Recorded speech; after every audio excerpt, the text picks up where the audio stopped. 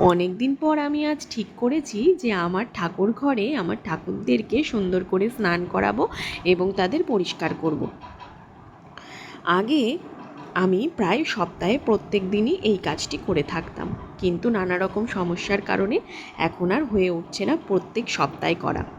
তো যাই হোক, আজকে আমি সেই কারণে আগের থেকে পণ করেছি ঘুম থেকে উঠেই যে আজ আমাকে এই কাজগুলো করতেই হবে, না করলে হবে না। সেই কারণে কোনো চিন্তাভাবনা না করে স্নান সেরে সোজা চলে এসেছি ঠাকুর ঘরে।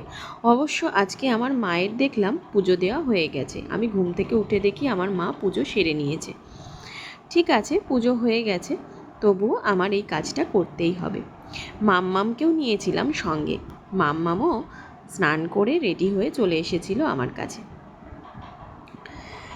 ঠাকুর ঘরে ঢুকে আজকে দেখো রাধাকৃষ্ণকে স্নান করিয়েছি টক দই দিয়ে আর মধু দিয়ে। সব ঠাকুরদেরকে ড্রেস চেঞ্জ করে নতুন ড্রেসে পরিয়েছি।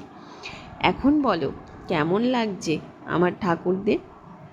আমার ঠাকুরদের কি সুন্দর লাগছে তাদের নতুন নতুন ড্রেস পরিয়ে?